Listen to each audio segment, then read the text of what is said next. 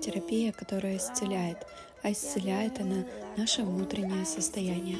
Благодаря сегодняшней арт-терапии нам удалось достать внутреннюю девочку, которая мечтала и желала наконец-то освободиться от разных жизненных установок, убеждений и просто оградить себя от этого белого шума. И нам это удалось. После проделанной работы пришло чувство легкости, освобождения и принятия того, что с нами происходит в жизни.